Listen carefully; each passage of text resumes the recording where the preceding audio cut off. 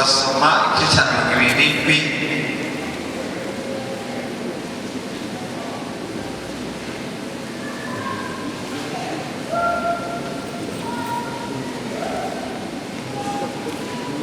turasoma rero ku murongo w'icenda turasoma umurongo w'icenda turaza kuza turasiba kugira ngo icyo gice ni kirekire ariko turaza turasiba ijwi ntirimeze neza ariko ndizera ko Imana ifasha kumvikana. Yesu nashimye. Avuga ngo hashize igihe kirekire kandi kujabuka kubaye irindi kuko igihe cyo kwisondesha cyari gishize. Pawulo arabahanura abari ati yemwe bagabo mbonye yuko uru rugendo rugira rube n'ibyago ku nkombe byinshi, si iby'ubwato n'ibirimo gusa ariko n'iby'amagara yacu nayo. Dusibye kuri 13 maze umuyaga uturutse mu manuko uheheye buhoro, bibwiye ko baronse icyo bagomba bazita ubwato bagenda bakikira hafi cyane y'ikirete. Ariko igihe kitari kinini gishize hatera umuyaga w'igihuta cyitwa Eurakuro uturutse kuri icyo kizinga. Ubwato bumaze guherwa butagishobora gutumbera umuyaga, turawureka burakubebwa buca munsi y'akazinga kitwa Kirawuda. Turahikinga umuyaga tubona akato k'inyuma bitugoye cyane. Bamaze kugaterura babira ibiziro by'intagakiba babicisha munsi y'ubwato barabuboha, kandi kuko batinya gusuma ku musenyi ushaya witwa Suriti manura igihugu kigendesha ubwato bagenda batyo bakubebwa. Tuzubagizwa cyane n'igihuhuta, bukeye bwaho bati bitwara ku kiyaga. Umunsi ugira gatatu batesha amaboko yabo gukoreshwa ubwato, kandi izuba n'inyenyeri bimaze iminsi myinshi bitaboneka. Turi mu gihuhuta cyinshi gityo twihebura rwose ko atawuzokira. Umurongo wa 27 bamaze igihe kirekire batakibya Pawulo ahagarara hagati muri bo, arababaza ati yemwe bagabo mwari mukwiye kumvira Kirete ngo mugire ibyago mu buhombo, kandi none ndabaremesha muhumure kuko muri mwebwe batazopfa n'umwe utari ubwato. Ko muri iri joro umumarayika w'Imana nguwayo kandi ninkorera yahagaze iruhande yanje arambwira ati ntacutinya Pawulo, ugiye guhagarara imbere ya Kayisari kandi Imana ikwemereye n'abo mugendanye bose. Nuko nimuhumure yemwe bagabo kuko nizeye Imana niko bizumva ko n'abarimo. Ariko hari akazinga tugiye gusubwaho. Umurongo wa 44 ndagomba akarongo k'inyuma uzigura urupapuro agace ka nyuma ushaka agace gahereza uwo murongo. Nuko bagenza batyo bashika ku nkombe bose barakira. Yesu nashimye. Yesu nashimye.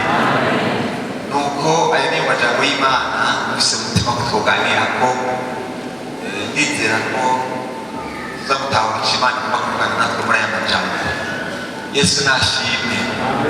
Majambo tugomba tuganire ku majambo avuga ingene twoshobora gukira imiyaga yo muri uru rugendo. Yesu nashimye. Tugomba tuganire ingene twokira imiyaga yo muri uru rugendo. Yesu nashimye. Imana ishimye. Duhereye ku murongo uvuga ngo nuko bagenza batyo bashika ku nkombe bose barakira. Yesu nashimye. Ndakwifurije gukira mu izina rya Yesu. Ukire ushikiye uri kurato, ushikiye Imana igomba gushika. Ariko twumvise umurongo uvuga ngo nuko bagenza batyo. Niko karongo ugomba duhagarare twige ingene babigenjeje kugira bashike. Nawe urakeneye kumenya ingene wobigenza kugira ngo iyi miyaga y'urugendo ntiguhitane. Yesu nashimye. Yesu nashimye. Icyambere ngomba kuvuga nuko iki gihe tubona yuko Pawulo yarafashe urugendo aja ahantu bita Roma. Yesu nashimye. Kandi ahantu Roma hafise isiguro rikomeye. Kuri Roma niho hantu tubona Pawulo yakoreye ibikorwa bikomeye. Ivyete vyinshi vyandikwa ahantu Roma. Mu yandi majambo ni nk'aho ahantu Roma yagomba gushika, ni ahantu yari yasezeraniwe gushika kuko hari ibikorwa yagomba kuhakorera. Yesu nadufashe. Ngira ahantu agomba kumenyesha abantu, ndakubwire yuko isezerano ritabuze imiyaga. Nzi ko mwanyumvira isezerano ufise ntirikuraho imiyaga ahubwo mbere niwaraba neza niwe rihamagara imiyaga. Yesu nashimwe. Ndasubiye, isezerano ntirihagarika imiyaga ahubwo mbere ririhamagara. Yesu nadufashe. Aya majambo ngomba muri aya majambo ngomba intumbero nyamukuru y'aya majambo. Bwa mbere harimo kumenyesha abantu ko ubuzima bugizwe n'ihindagurika ry'ibihe. Bibaza ko Imana isanzwe ibizi ariko reka tubyibukanye. Ubuzima bugizwe n'ihindagurika ry'ibihe. Iryo ni itegeko ry'Imana kuva mu itanguriro. Imana yashinze itegeko ivuga yuko isi ikiriho ibihe bizogenda bijyana bikurakurana. Urabona turi mu ki iri ki ntirizogumaho ejo hazaza gatanu. Uko niko Imana yabyubatse. Ntihagire uzobabesha, nta bihe uko biri, ibihe birahinduka. Yesu nashimwe. Ibyo ni byiza ko abantu babitahura bakabimenya bakabitegurira ibihe bihinduka. Kandi ibihe bihindutse bisaba ko natwe duhindura uburyo bw'ingene tubyifataho. Yesu nashimwe. Icya kabiri, gutegura abantu ko bahura n'imiyaga. Kuko hari igihe abantu bahura n'ibintu batiteguye. Niko murabona. Kuko utiteguye rero ibyo bihe birasaba guhitamo ko babiteguriye. Muri aya majambo rero nicyo kintu ngomba gushika kumenyesha abantu kandi ubuzima bugizwe n'ihindagurika ry'ibihe. Icya kabiri, gutegura abantu ko guhura n'imiyaga, kwitegura ihindagurika ry'ibihe bishobora gushika. Yesu nashimwe. Utazi ubyiteze ibintu birahinduka. Wabishaka utabishaka birahinduka. Nagusubiye nta gihugu cyawe. Isi yubatse uko nyine, isi rimeze uko, nta kintu kizokuko kiri ibintu bizohinduka. Icya gatatu, gufasha abantu baza bari mu miyaga kugira ntibahitane. Ngaha turi ngaha nyine hariho umuntu yoba atekanye uyu munsi aragahembwe, ariko hari n'abandi bantu bari kuranigana n'imiyaga kuko kwa Pawulo bari mu kiyaga. Reka mureke mwanya, abo bantu barakeneye gufashwa kugira ngo iyo miyaga ntibahitane ngo ibiki. Yesu nadufashe. Harimo rero gufasha aba bantu kugira ngo iyi miyaga ntibahitane bazayisohoka amahoro. Icya kane muri aya majambo, gufasha abantu bamaze gucumurira muri iyo miyaga barimo. Kuko byashobora ku miyaga tumwicumuriramo. Hari abantu bacumurira mu miyaga ukamuyoberwa uwo ari we, uwo wari uzi imbere ukamuyoberwa uti ujya ni wa muri naharamo, ugasanga imiyaga yamuhinduye asigaye ari undi muntu utari wibaza. We wabuze umuntu w'Imana ibintu byagenze gute, ni naka naharamo. Byatewe n'iki? Byatewe n'iki? Byatewe n'imiyaga. Abo bantu nabo Imana ibafashe. Yesu nashimwe. Abantu bacumuye mu miyaga, hari n'abandi bantu muri iki gihe baza bari mu mafi batawe mu rufi n'umugore n'atawe mu kubera imiyaga bihamagariye tubaze kubivugana. Ndashima Imana. Imana yacu n'umuntu yacumuye iratanga chance ya kabiri. Yesu nashimwe. Yona yaracumuye, Imana iri mu muyaga. Ariko ikindi gihe Imana imaze kubona ko Yona yihaye, Imana iramubwira birikura ngo ijambo ry'uwoza kuyona ubugira kabiri. Ndashima Imana itanga chance ya kabiri. Iyo umuntu byamugoye ari chance ya kabiri. Yesu nashimwe. Kugira ngo duhumurize abantu byagoye, kiriho uburyo bwiza gusura gufata umurongo mwiza nakurusha kujyana n'Imana. Yesu nashimwe. Nuko rero iyo ntumbero nyamukuru tugomba kuvugana ko kugira ngo twigire hamwe ingene iyi miyaga y'ubuzima itoduhitana. Yesu nashimwe. Yesu nashimwe. Turiko tuyaga kuri aba bantu twabonye muri Bibiliya bahuye n'imiyaga bafise urugendo bariko barafata, bafise iyo bariko baraja. Urugendo rushobora kugira insiguro nka zibiri. Bwa mbere twese turafise urugendo dusangiye kuja mu ijuru. Yesu nashimwe. Nivyo twese dufise urugendo kuja mu ijuru, kandi urugendo narwo urugendo rw'imiyaga myinshi cyane. Umuntu ashobora guhura n'imiyaga myinshi kuri urugendo nyine. Yesu nashimwe. Mbere urugendo twatangiye twaduhamagariye imiyaga. Ndabasubiriye urugendo twatangiye kuja mu ijuru twahamagariye imiyaga. Wayikuyeho gukora inamagara. Imana ishimwe gusa. Umuntu ashobora kuba afise urugendo rw'amasezerano. Sizi ko mubiri. Hariho n'ubundi rugendo umuntu ushobora gukuramo amasezerano. Umuntu akaba afite isezerano Imana yamusezeranye, ariko hagati y'isezerano no kubishikira akaba hari urugendo agomba gufata, kandi urwo rugendo rw'iryo sezerano rwaba rugizwe n'imiyaga. Sizi ko turimo turajana hagati yabikubaririye n'igihe kizoshikira ugasanga hari imiyaga myinshi kandi tutamufasha tutafasha ubwe tugera iyo miyaga urabona tunagushikira y'amasezerano. Yesu namufasha ariko Imana ishimwe ntikitambuka, yarategekanije ko Imana yasezeranye ntizodufasha gushikira kuri ayo masezerano. Ariko ni byiza ko dufashanya kuko muri byashimwe abantu benshi bahukanye amasezerano kandi bayashikira. Abisirayeli bo bantu ba mbere bahukanye amasezerano Imana yabasezeranye kugena n'atanubuki, ariko kubera ibibazo byo kuzira bagiriye nabo nyine bahitanye n'imiyaga yo kugaragwa byarasi kubashikira amasezerano. Bibiliya itubwira ngo nubwo barasaba amasezerano menshi bavuye mu nzira bapfiriye mu bugaragwa, amasezerano nayo bashikira. Yesu adufashe. Ariko kandi turafise n'abandi bantu bahuye n'imiyaga myinshi mu buzima, bahuye n'imiyaga ikomeye, ariko iyo miyaga niyo bahuye gushikira amasezerano ahubwo yarabakomeye kugira ngo baze kugira amasezerano bakomeye. Yesu nashimwe. Icyo kwifurije nawe ko imiyaga aho kukwica igukomeze. Yesu nashimwe.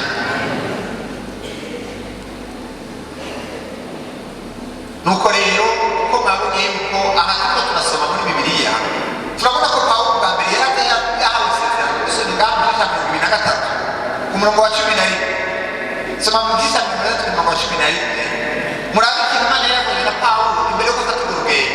Imbere yaho Imana yamumenyesheje yuko akwiye guhagarara kuri 23 ku murongo wa 11. Ijoro ry'uwo munsi Umwami Yesu amuhagarara hejuru ati humura kuko washingiye intahe Yerusalemu ukuye kuzoshingira intahe he. Urumva ko Imana yari yamaze kwemera yuko urwo rugendo ruzoshika amahoro. Yesu nashimwe. Turaza kubirabira hamwe mu bintu byahumurije umutima wa Pawulo muri iyo miyaga yose yari mu bintu byamuhumurije yagumiye yibuzwa rya sezerano. Yesu nashimwe. Murabona ko uwo mugabo yahanutse muri isezerano ry'agomba gushika, ariko rero niyo turiko turabona bariko baragenda bari mu nzira niho tubona bahuye n'imiyaga. Iyo miyaga turaza kuraba ikintu cyabafashije, turaza kuraba ingene muri iyo miyaga bari bafise ibiziriko byabahumitse kugira ngo imiyaga ntibahitane. Yesu nashimwe. Yesu nashimwe. Imbere y'uko tuvugana ingene bakize iyo miyaga, tubanze tuganire tubigire hamwe imiyaga itandukanye uko abahinga bazi barasobanura. Baravuga yuko imiyaga yose idasa kandi imiyaga yose mu kiyaga atari imwe, kandi bakavuga ko n'imiyaga ituruka atari hamwe. Yesu nashimwe. Ndavuga rero ngomba mvuge gatoya ubwoko bw'imiyaga ushobora kubaho.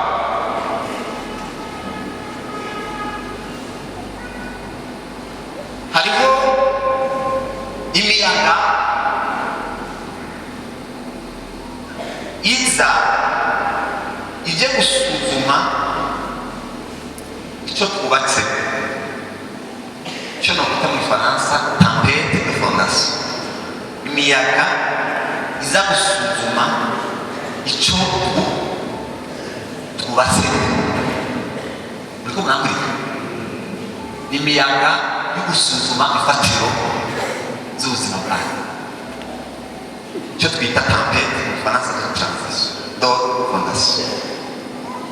Iyo miyaga murashobora kuyibona muri Bibiliya. Umuntu yitwa Yobu iyo miyaga bahuye. Yobu murazi ko Imana yaramuhezagiye, yamuha abana, yamuha itunga, yamuha ibintu byinshi, ariko aragera igihe kugera ikibazo shetani aravuga igituma Yobu akubaha, igituma Yobu agushima akakubaha si ikindi kimutera kuko wamuhezagiye. Yesu nashimwe. Yesu nashimwe. Ati nyemerera ngende nkore kuri ririya tunga ryiwe turabe yuko akomeza agira akubaha. Iyo miyaga bahuye yari imiyaga ije gusuzuma iki ifatiro z'agakiza kacu. Ngomba kumenyesha abantu b'Imana hari imiyaga iza gusuzuma ifatiro z'agakiza kacu. Yesu nashimwe. Yesu nashimwe.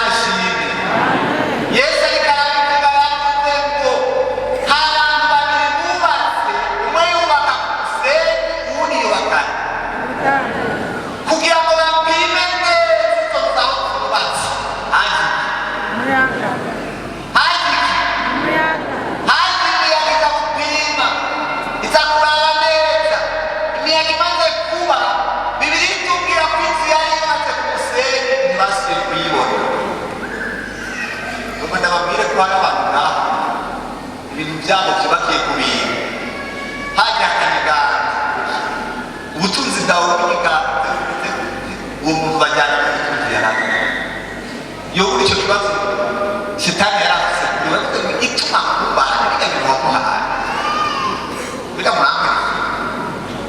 muramenya erega n'abantu bose ntibazanye na rimwe abona abantu bose bari ahantu bazanye na rimwe hariho abantu ibyo byonyigana tushobora kubabona ngaho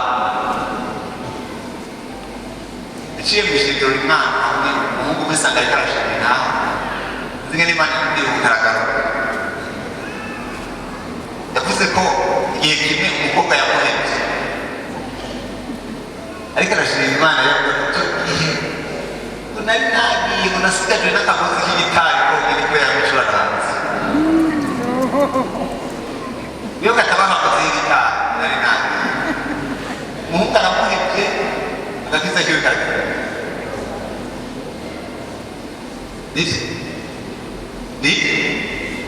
bene nda aho ibyo twubakiye tuzobimenyeshwa n'imiyaga tuvugana ibyo twubakiye ko tuzobimenyeshwa n'imiyaga nta n'umwe ashobora kubimenya kumenya ziriya umuyaga utaraza amenga zose n'izindi zagiye guhinyurwa n'iki umuyaga niwo ugiye gushyira ahabona iby'izo nzu zigize aha tubona abantu bicaye ngaho abantu beza ibyatuzanye umuyaga uzabishyira hamwe yesu nashimye yesu nashimye manje inzu zacu zirasemuye hariho imiyaga izoza gusuzuma ifatiro z'agakiza kawe yesu ashimwe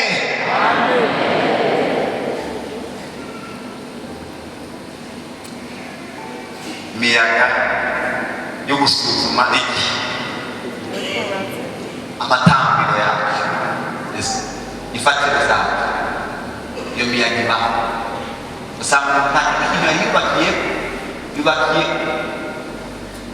yesu adufashe yesu adufashe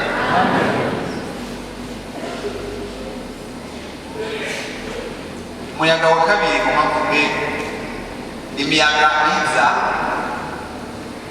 kugira tujabuze hamwe siko muri bibiliya kuzosoma ahantu yesu yabwiye abigishwa biwe ngo ababwira ngo bajabuke hakurya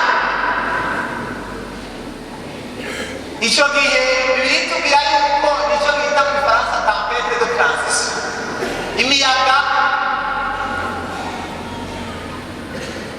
itujabuka hamwe iyo umuntu afashe ingingo yo kujabuka hakurya yitegura guhura n'imiyaga yesu nashimye ayo magambo ushaka kuyabona muri mariko kane kuri 35 umurongo wa 1 gushaka umurongo wa 41 aratubwira igihe yesu yabwira abigisha be ko bajabuke hakurya bahuye n'imiyaga ngo babwire umuntu yifuza gushika hakurya itegure guhura n'imiyaga nta muntu ashika hakurya nahuye n'iki oya ntibakubwire ntuzoshika hakurya nahuye n'iki umuntu atagomba gushika hakurya ahubwo imiyaga ntasezere gushika hakurya ndabasubiriye umuntu atagomba guhura n'imiyaga ntasezere gushika hakurya ntiyashoboka ndahuye n'iki yesu nashimye yesu nashimye hari imiyaga atakandi kazi kayo niyo guhagarika abantu bariko baraja hakurya kandi iyo miyaga ishobora gufata abantu benshi hari igisha kubendera igisha kuba umukorana atakandi kazi ifise ubuze umuntu kwaja hakurya kugira ngo agume hakurya ariko imana ishimize kugize iyo miyaga yose yesu nashimye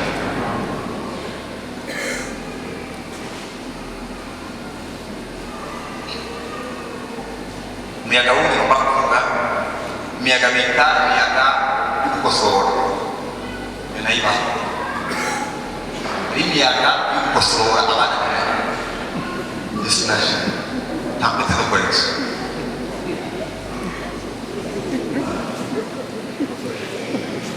Yesu nashimye. Amen. Hariyo abantu ntakindi kintu ushobora gusora Atari imiyaga. hari abantu ntakindi kintu ushobora gusora utabonetse iki iyo miyaga ibaho. Yesu nashimye. Usomye muri Bibiliya turasoma mu witwa Yona yarananiye Imana yamubwira ko iyi nini waranakurayo yafatiraga kujya he itarushishi. Uzomusoma muri aya magambo turumira bibigwa ngo umuyaga uvuye ku gitanda. Asoma Yona asoma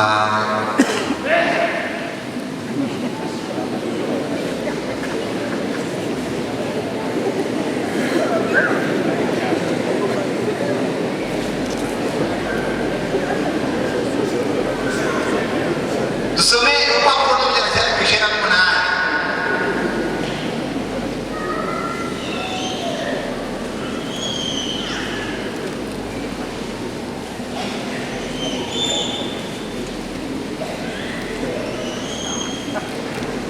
Amajana cyane mirongo icyenda n'umunani ni igice cya mbere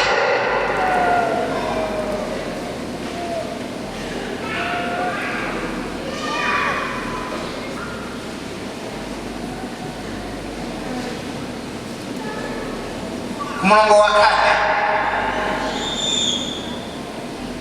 avuga ngo maze Uhoraho agira asuka umuyaga ukomeye mu kiyaga haba igihuta cy'inkomezi mu kiyaga ubwato bushaka kugira. Yesu nashimye. Uyu muyaga nta kindi kintu cyari kiwuzanye wari uje kugarura umuntu yananiranye. Mwanyumvise turaza kuvugana iyo abantu ubwabo bihamagariye imiyaga. Imana atapfugana yahise kwiga ikavuga kubera kuvuye siko mubwira uriko murambwira uzosoma muri Bibiliya igihe Yesu yaja kuzura Lazaro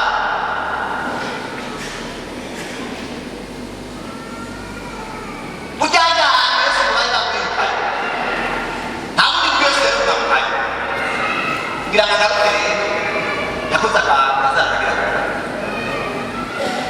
Lazaro abona ingene agaruka. Yesu nashimye. Hari abantu bakanye Yesu azarura akavuga mugaruka kugira agaruke hariya hantu ibetaniya ubura Yesu agaruke Lazaro yabakubwira n'igihe yababwira ati tujye kumuzura abigisha bamubwira ati bari bamutera amabuye n'ubwo ngo dusubireyo. Yesu yararudebe agira abantu bariko muratera akagera Imana. Yesu arashobora kurengera agaruka arabishoboye cyane. Yesu arabishoboye. Urupfu rwagarukanye Yesu rekaniye. Yesu nashimye. Yesu nashimye. Umuyaga wundi wa kane nguma mvuge umuyaga uva umuyaga uterwa n'abo tugendanye batari icyo twita tempête collaterale. Imiyaga iva ku mazi aba bantu bari mu bwato bazize mboneye bazize ikigaye yari muvuge cyane bazize. Uyu muyaga ntiwari ugeneweho ariko kubera bari kumwe n'uri karaburirwa n'umuyaga nabo nyine barabikora.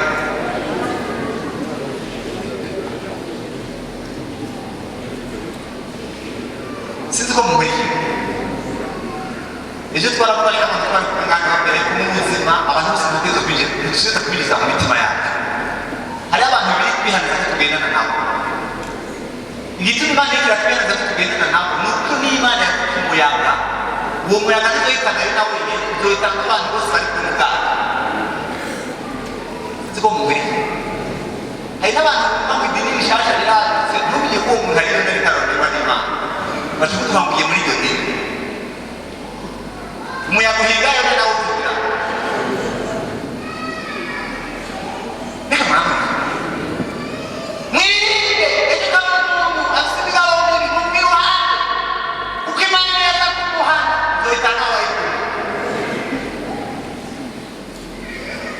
mwirinde bayina mu buzima bwabo yesu nashimwe yesu nashimwe no muri Isirayeli igihe cyose ikintu cya mbere imana yabwira abisirayeli yababwira ngo nibigwe kure yabo bene ukazabona umuntu atawibwira ukabona umuntu acimbwe ibigwa yavuze ngo bwira n'umusangira igihano nabo bagararije hari igihe imana iza guhana abagararije igahitana nabo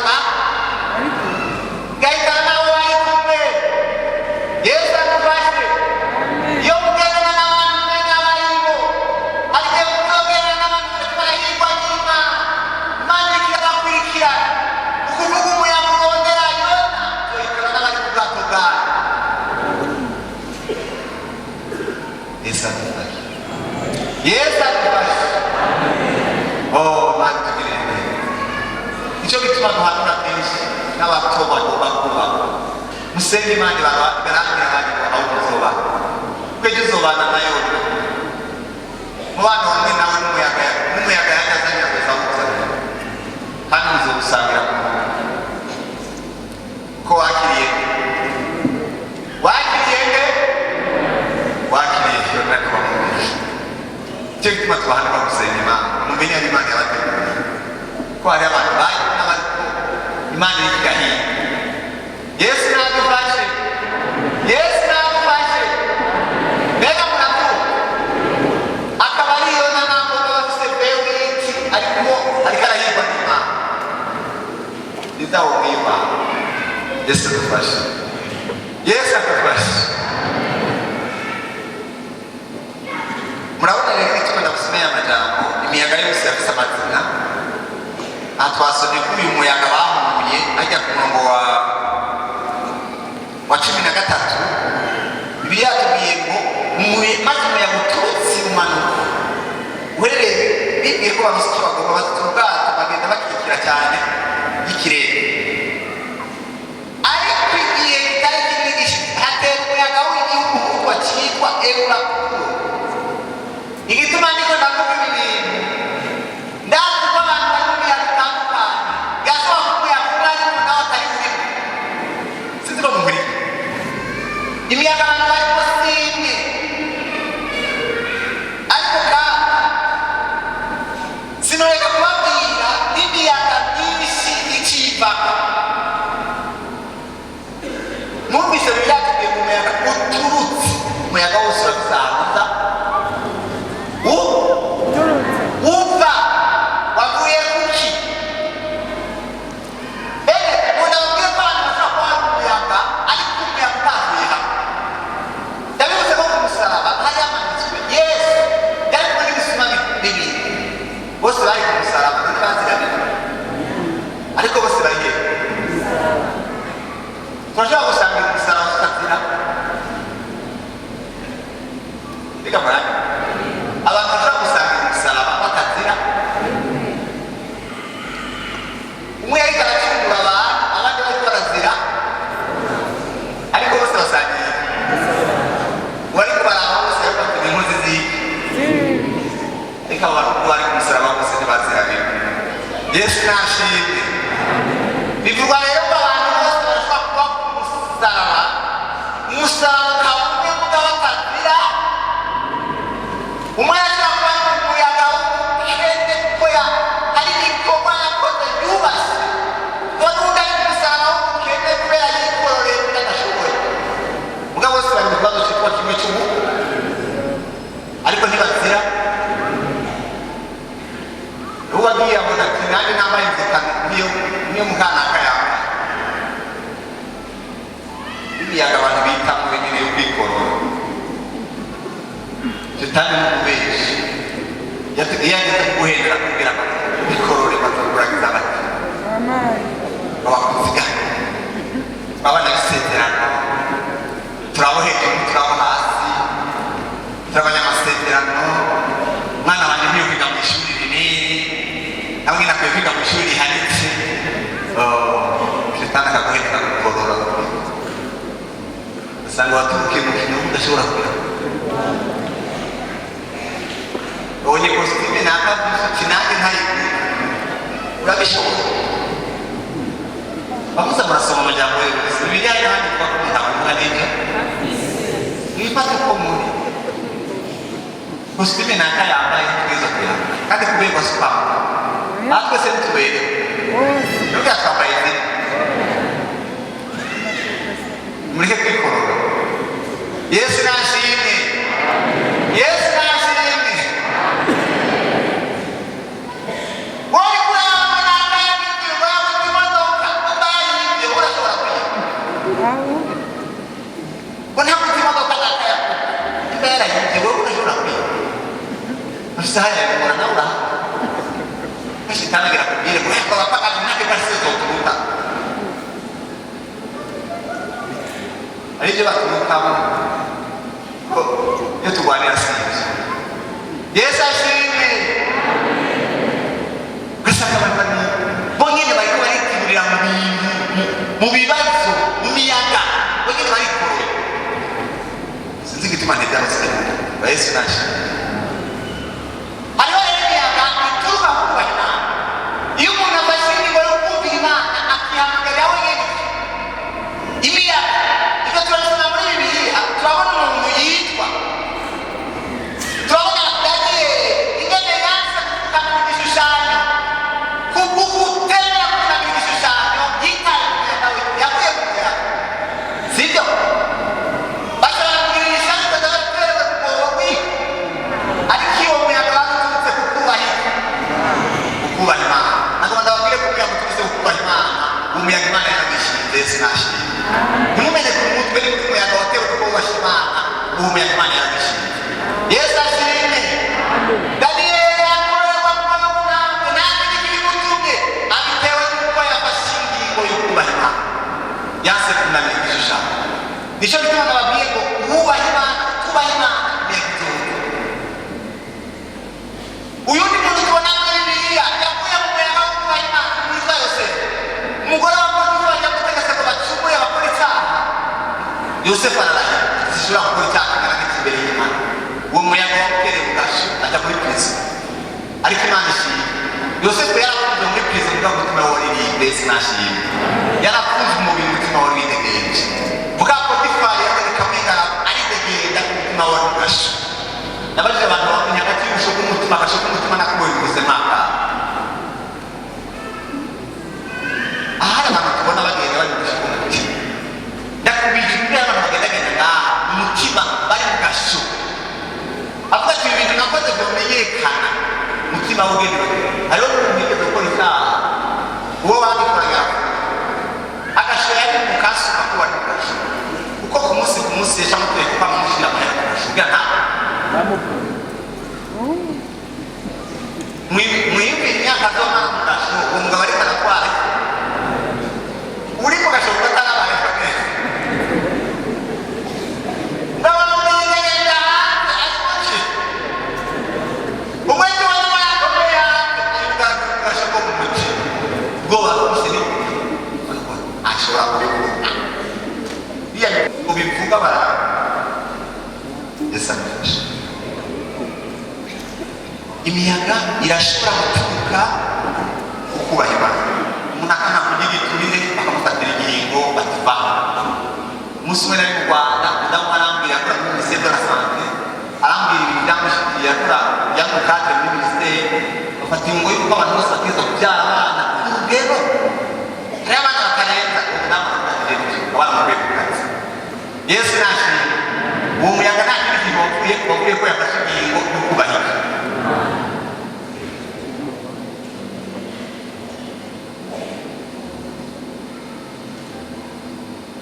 yesu nashimye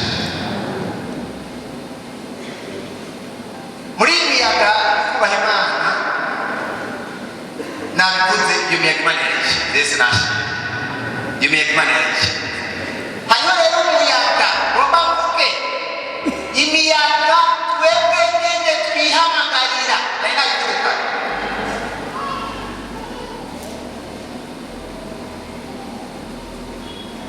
imiyaga tubihamagara umuntu wese akihamagara imiyaga yikwegeye iyo miyaga iva ari umuntu ashobora kwihamagarira umuyaga w'ubukene umuyaga w'amadini akawikwegera wenyine nabibabwiye ngo nakayubatse inzu ngaha nanjye ntegeka kuyubaka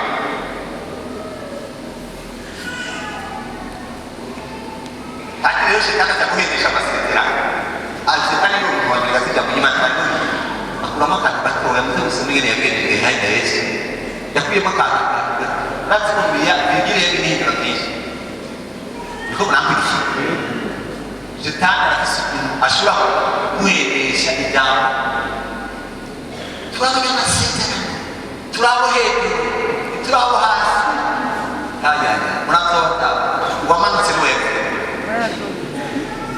ntawatuza atanga oya shetani ariko arakuhendera kugira ngo turabo hejuru turabona amasezerano ibintu byose bije iwacu hariho n'abigeze kumanuka Bujumbura ngo akagenda kandi muri amazu meza meza ngo bari babwiye kujya amazu ngo bayatahe ngo bakaraba amayetaje meza meza irya ni iyanjye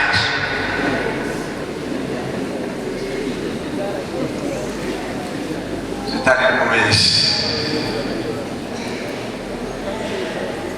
Yesu ashimwe Yesu ashimwe uwadudu yabanje kumanuka genda bambwira umuntu akubwira kana akakubwira ugaragara yuko kana niyo isi nta kana utagira iki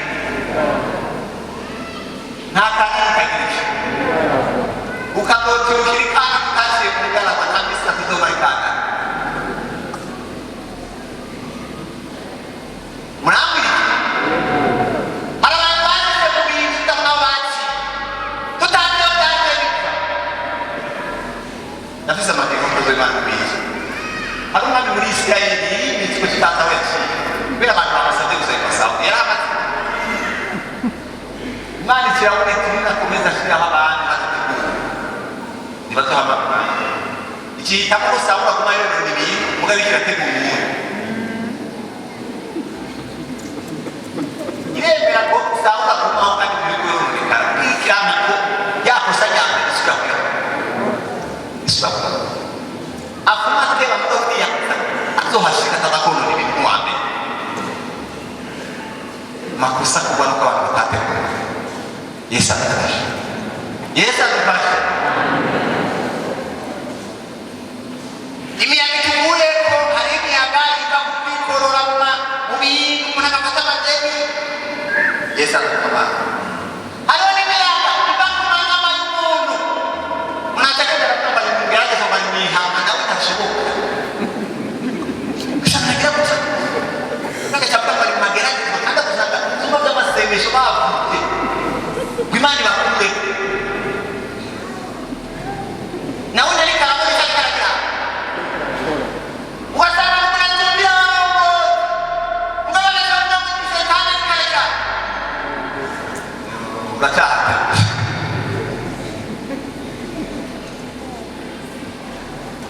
imiyaga twihamagariye hari abantu bafite amanyama hari abantu biyemera biyumva kumenya bafite ibintu iyo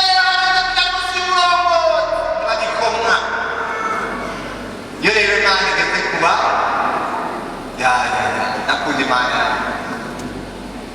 nababwiye ko hari abantu atagira ikintu bashobora atayigira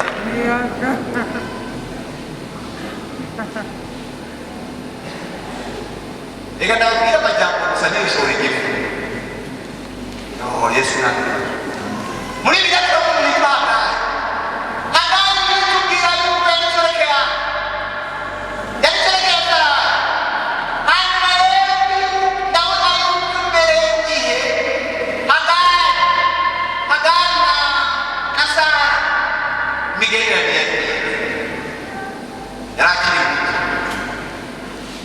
ibintu bitarahinduka yaramutima akiruka igikuba cyose amutumye akabanguka ikindi gihe birashika Hagayi na Samweli zimbajije gusabira atangwa kurenga ikinasumbya inabuja atangwa kubona kwa ina n'umusakura y'abandi na bisora twitagira arona atangwa kubona ko sana inabuja nabuja wenda bisina wenda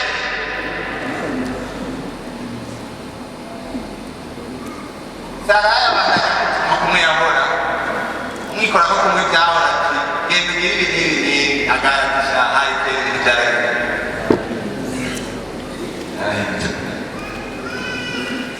najenge kuroka bukuma ubuzima bwawe bwababwira ubuzima bwawe ntibwahindutse mu kegere bantu ntibwahindutse mu kegere abarongozi hari abantu amahirwe kuboneka cyangwa kugana hari abantu bamwe usanga abatunzi n'abatega amasheke niwe tegeka mu bigeni kubera ino naho bisamaje urashakaza n'abantu icyo wamuza kwitahira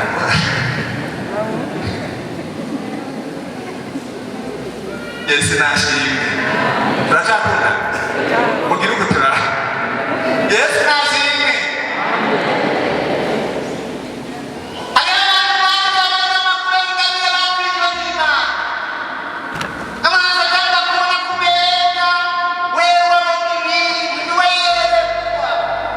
zongabire zitwara antwa n'abandi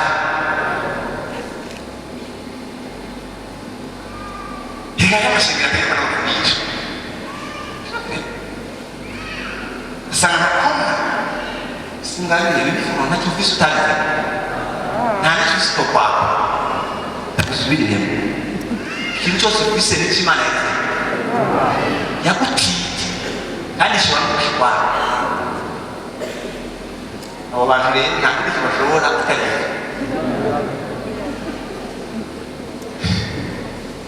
abo bantu nta kindi bashobora kutareba nta kindi bashobora kutareba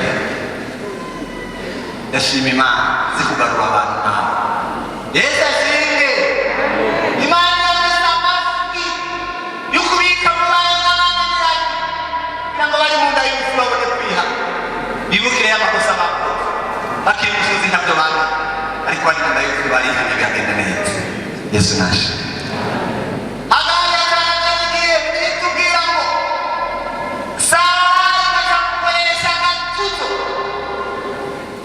ingorane rero y'abo bahagara ingorane bakabise bitwara ku mwana n'ingorane bakabise kwagana ibintu biyakasiye no kwitwara hejuru yahuye n'umumarayika hagara gusa ikibazo nta n'ikibazo gusa n'ishaka bitamama murabuze ingorane y'abo bantu bakabise nta n'ikibazo bizi bazi ko ari kaba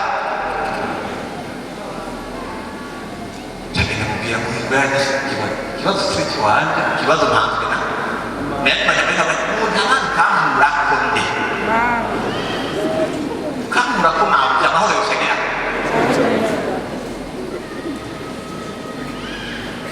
beri misi makku kan abang abang kuat sih pas saat balik balik gimana bapak musuh hati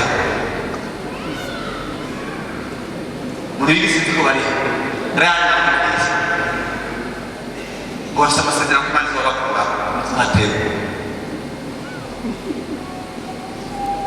Ibu mulai besar, aku cuma namanya Maya.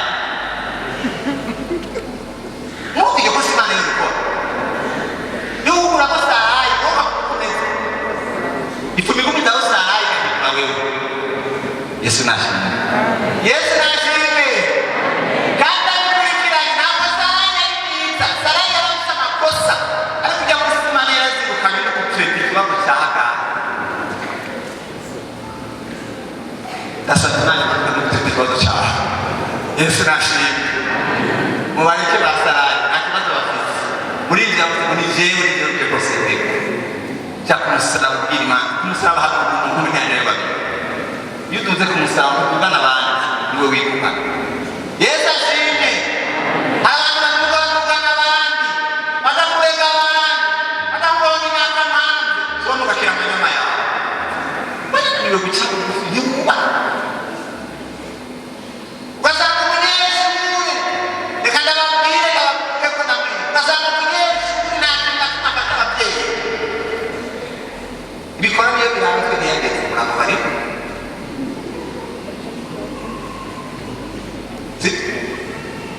si ariko ibintu byose birakeneye ikiribwa nibyo ugasanga uwo mwana nta kintu atuma afasha ababyeyi muhira nta kintu na kimwe umuhira ahageze ku rusengero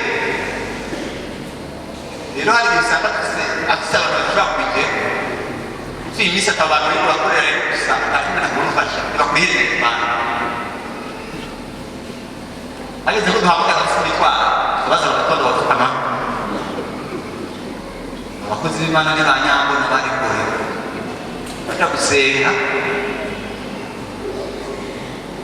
uwo muntu nawe ikibazo afise yarananiwe kubaha ababyeyi biwe sinzi ko mumwirije yesu ashimwe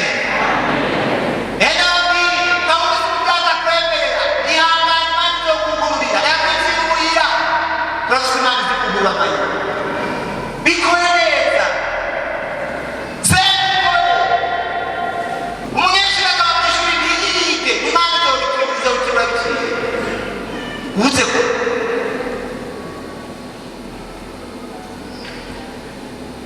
imana izabimana kandi mu ishuri amanoti yaza reko hanyuma yo kwiga n'ibindi iyo rero n'imiyaga abantu bashobora kuba bo nyine bagize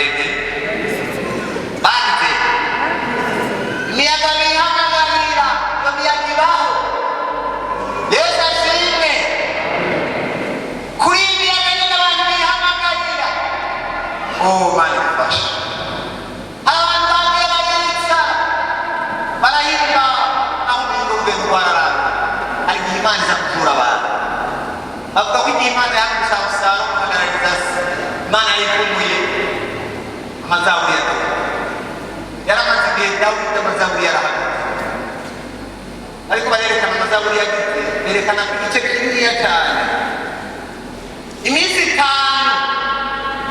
Abusalomu yamaze yahagarariye Dawidi berekana amazaburi atagira menshi cyane Dawidi yashoboye kumokoza mu by'amana imana yarimukumbuye hari abantu imana ikumbuye baheruka kera cyane yesu ashimwe kubw'ibyo birasubiriza ubwenge igihe amusaba Abusalomu utakindi kintu bakumva n'ugarukana imbere yabo bamusubize muri ya myanya mwakorana n'Imana bagusubize mu isenga gusenga bagusubize imbere y'Imana igihe wari umerewe neza ntibyakunda gusenga ntibyakoze igihe kimwe na rimwe cyane ntihari mu burundi ahantu naciye muri ibihe by'intambara urabona ibihe twaciyemo abarundi benshi tugenda basanga ahantu bari ntihari mu burundi basanga ahantu bari bamaze iminsi 3 mu masengesho abo bari bafeye kujumbura gusa nkaho bakiritse baca barambarira ijambo kuko turi mu burundi nta mwanya twabibonera ndashima imana yaza kuturondera umwanya yesu nashimye irashobora kuturondera umwanya uyu mwanya w'uko imana yashaka kukuronderera hari abagomba ko imana ibaronderera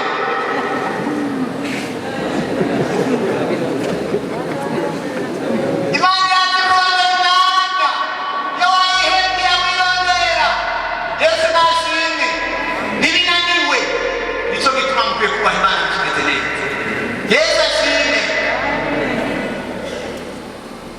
muri iyi miyaga nini twihamagaye hari imiyaga iva ku bwenge buke yosefu umuntu yazize bwa mbere yazize ibintu imana yamubariye akayitahura reka muko mwambariye yosefu imana yamubariye akabanga mubwiye ibizoba cyaragenda akagira ngo yapfuye kubyuka genda yegera bene se na se na nyina nabo se imana yambarira ibintu mw'abantu mukunda kuvuga muze kuyihamagarira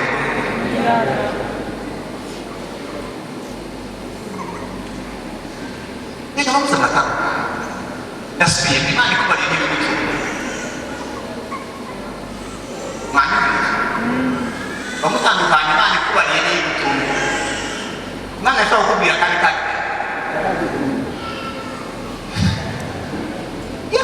iwa ariko disigura kwege Yosefu arakuduka Imana yakuduka yagira amayika yakureka tukice turabizaza zirikubira ariko muze musome Mariya biritubwira ngo yakuye amatama biritubwira ngo yakika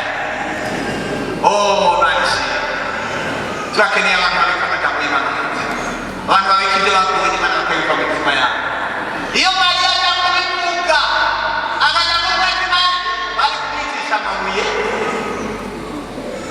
ari wahite hari umuntu Imana bakakubwira umusore yeze kwakira umuntu arakira ngo ndetse Imana yambarira ntibanze bibaresha oya ubirihuta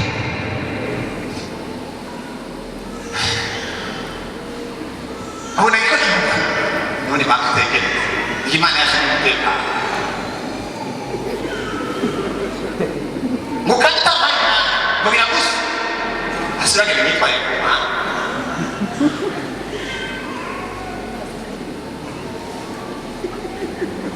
lakini abakristo bakunze Yesu nashimye atihamagaye Yesu ashimye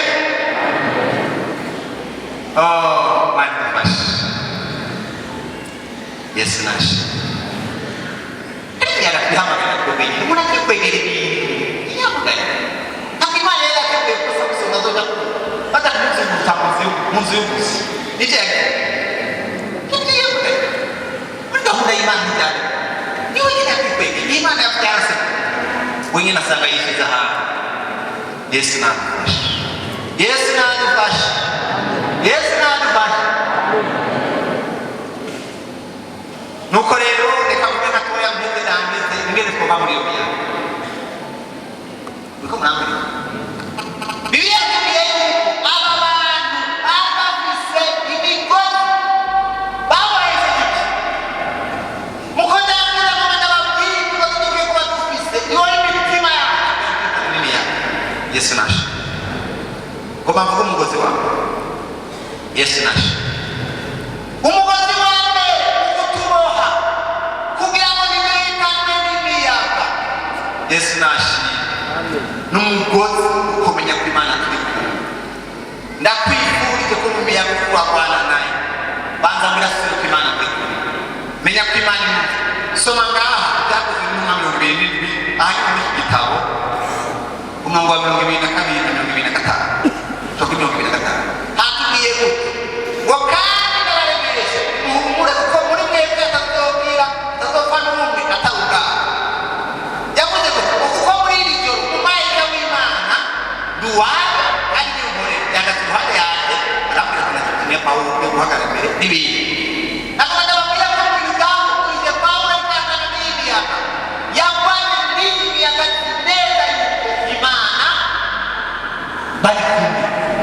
Yesu ashimwe kumenya ko Imana n'umugozi ukomeza umutima wawe neza abantu bakuvuge reka abantu bavuge ibyo bashaka reka abantu bagutuke Imana yarekubariye neza Yesu nashimwe Imana ikikubwira akikwemera Imana ikikubwira ko tukiri kumwe iryo jambo riraremisha umutima wawe nta kintu kibabaza n'umuntu akuye mu miyaga Imana barapana urabona umuntu witwa Sawuli sinabaza gusoma aya majambo yigeze guterwa n'Abafilisitiya aterwa n'Abafilisitiya muri Imana batakiri kumwe bagakwirondera muri ibi barabura bakakatira bakakuragutsa kubera yaguye mu miyaga Imana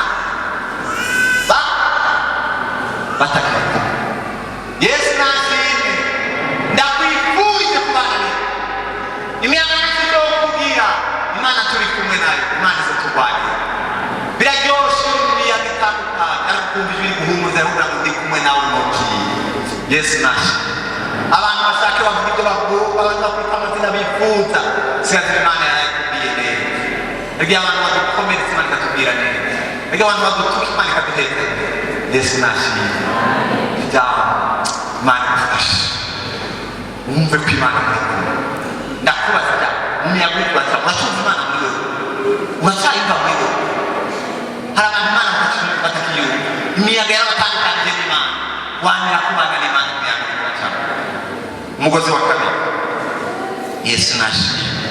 Umugozi wa kabiri bitubwira ngo aza gusoma ku murongo wa 24-25 yavuze ngo Imana yaraye imbanye muri ryo wari umugozi ukwizera amasezerano y'Imana. Nubwo yari yaramuye hari ibintu bibiri ngo ndemeza cyane umutima ibyo asezerano. Oh nayitanze byo kuki uri gusanitse muri iyo mirimo y'Imana yamubwira ikimubwira ntutinye urushikiri rwacu. Yesu nashimwe. Ibibazo bikaba aza kuba umutima kumwe nawe zo gushikanira kuraje. Dawudi yavuze ngo mbana nihebura iyo nizera ko nzobona Imana. Hari ibintu bibuza kwihebura nuko twinzigira Imana yakumenye natwe. Yesu nashimwe. Masezerano n'abahumuriza. Yesu nashimwe. Kandi nanjye ukurahisha Imana yavuze. Uyobo yavuze ngo nzi neza ndashobora kugusubiza aho yawe kugira kwishima. Yesu nashimwe. Naje guhumuriza Haleluya. Teka Imana ikiraguhumuriza. Imana ikiravugana nawe. Ntacyo yahinduye ibyo mwavuganye. Imiyaga ntiyahinduye Imana yavuganye nawe. Yesu nashimwe. Ubundi yavuze ngo Imana ivuze mu ijoro kiba aricyo. Imana ivuze ku murango kiba aricyo no mu ijoro. Iyo ivuze ku murango ijoro ntirigihindura. Yesu ashimwe. Imana yakubwiye hakibona nubwo ari mu ijoro iracyacyagiye. Yesu nashimwe. Umugozi wa gatatu bwira wa mugozi w'amasengesho. Haleluya. Yesu nashimwe. Bibiliya yambwira mu Luka 22:44 tubwira ngo Yesu ashimwe kwitwa mu mubabaro warushiza gusenga. Naratahuye ko amasengesho umuti w'ububabare. Yesu nashimwe. Ni antidouleur. Uko yababara asafata umuti w'ububabare w'amasengesho. Bene dani mukase ububabare bw'iki. Ariko umuntu asenga Imana iragabanya ububabare bwe. Iyo umuntu ariko arasenga amajambo amubwiye ntacyo amubwira. Iyo umuntu asenga Imana iramuhumuriza uko yashize gusenga. Bibiliya itubwira ngo arushiza kwicwa n'umubabaro ariko nawe arushiza gusenga. Amasengesho yari antidouleur. Yesu nashimwe. Turabona umuntu yitwa Mose. Igihe kimwe abantu bamuhagurukiye Bibiliya itubwira ngo Mose arasenga arasaba. Mose amaze gupfukama Imana imurangira ibintu. Abantu bariko bariga bagera mu tera mawe Imana irakurangira ingene bigenze. Nimwasenga Imana izabarangira ingene bigenze. Yesu nashimwe. Yesu nashimwe. Iri ngomba kurundi mugozi ngomba mbereze ko umugozi ugushima Imana. Yesu nashimwe. Ndagomba musome muri iki gice cya 35. Yesu nashimwe. Umurongo wa 35 igice cya 27 byakozwe mu 2035 akubwira ko amaze kuvuga ibyo yabera umutsima ashimira Imana imbere yabo bose arawumanyagura atangura kurya. Bose basubiza umutima mu nda nabo bararya. Ndagomba mvuga ijambo rikomeye muri aya majambo. Yesu nashimwe. Mu bintu byazigana umutima byaboshe umutima wa Pawulo yarazi gushima Imana ibyo yarasaba. Urabona Dawidi tubwiye ngo bari bataye byinshi mu kiyaga. Bari bagize ubuhombe bwinshi cyane. Mugabona ngo ndababwira ikintu gikomeye namushimiye Pawulo. Muri duke yarasigara agira adushimira Imana. Siko mu bihanze bibiri. Muri duke abandi basigaye Pawulo agira nagomba ndakubwire ubwo wahombe bwinshi hariyo bikeye usigara ugenda ushimira Imana.